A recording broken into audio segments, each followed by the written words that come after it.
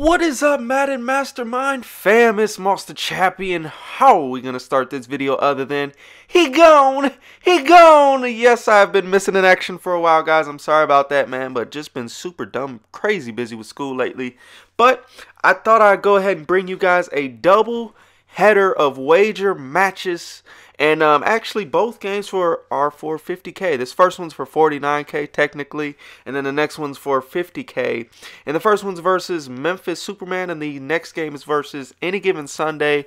Both solid players, and Sunday's also a streamer, so if you want to, you can go ahead and check him out. But anyways, this game right here is going down with my Xbox squad. Like I said, if you don't know about my MUT teams, on PS4 I'm doing an all-Raiders team, and on Xbox I'm just putting together the most ridiculously, crazily beastie team possible with all the best players that I can get and afford for the right price, of course. I'm not overpaying for nothing. But hey, man, we'll go ahead and get a nice start in this game, man. We got a nice 7-0 lead. Now, people always ask, what are the best ways to make coins? How do you make coins? What's a good way to make coins? And for a while, I struggled, building up a lot of coins.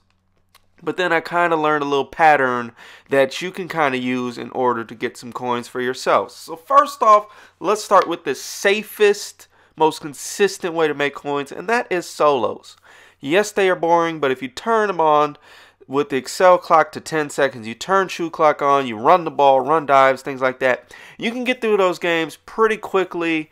And depending on the badges you get from completing a solo challenge, depending on, what kind of cards you get in those rookie packs or whatever, sometimes you can make pretty decent flips. Like sometimes you'll get cards worth 2, 3, 4, 5K in those rookie packs, and you can flip those cards, and those are pretty good come-ups right there. So that's the safest and quickest way, I would say, to just make safe, really consistent coins. Is just playing solos.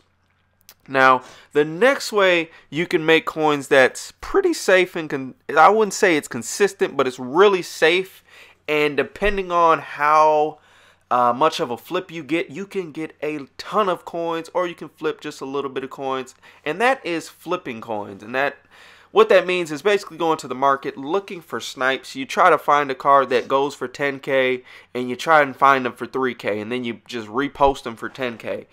You find a card worth 100K, and you find it for like 70K. Now, when you're using this method, you need to make sure you take into account how much you're going to make. I mean, you don't really want to just keep doing scenarios where you're only making 1,000, but if you're making at least 3, 4, or 5K, that's a pretty decent flip depending on the price of the card. Now, if the card's going for like 100K, you want to at least make like 10K or something like that. So it kind of just depends on how expensive the card is.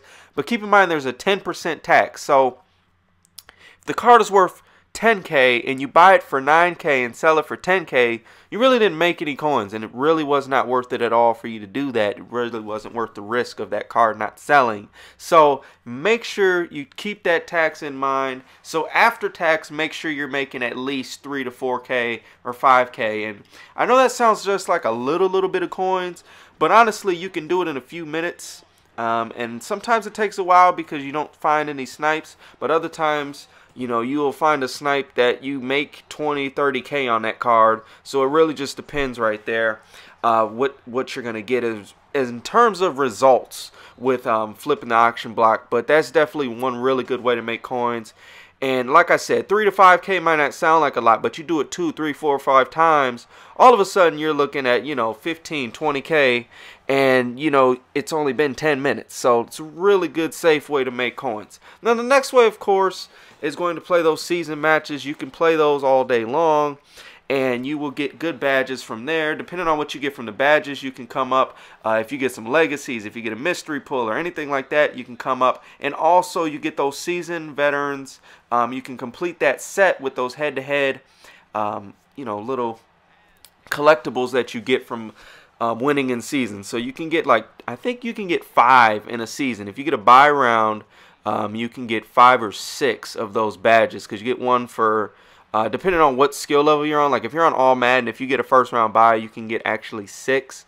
but most levels below all Madden first string, I think you can get 5 in a season if you win the Super Bowl and you get a first round bye. So, you know, take advantage of that. Do those sets and you'll be good to go there. And then the last play, or the last way, which is the fastest, most consistent way, but at the same time you need to be good at the game for this way to be safe. Like, this is the most risky of the ways, and that is to play wager matches. If you have confidence in your team, if you have confidence in your skills, get out there, play some wager matches, and play it just against people that are trusted, that are vouched for, people you know, things like that. That way you don't get welched by people not paying up to you.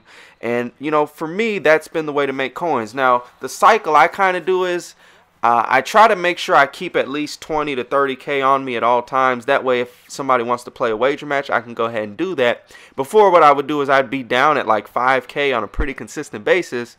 And even though somebody wants to play a wager, I don't have the coins, so I can't really flip and come up by winning.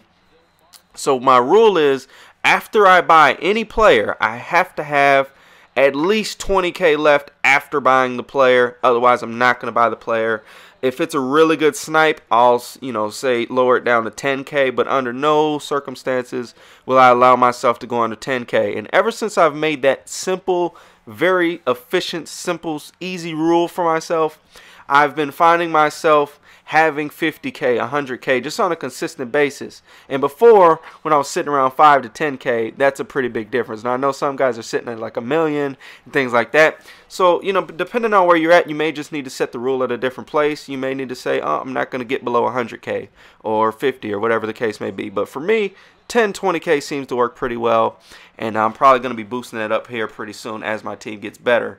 But I hope you guys enjoyed this gameplay. 250K games, we ended up winning both of them, so that's a real nice come up right there. And check out Anthony Barr, man, really good right outside linebacker for a really good price. And yeah, that's going to do it for me, guys. Shout outs to everybody in the Madden Mastermind fam, and I hope y'all have been enjoying your holidays. And until the next time, it's your boy moss2chappy. We gone!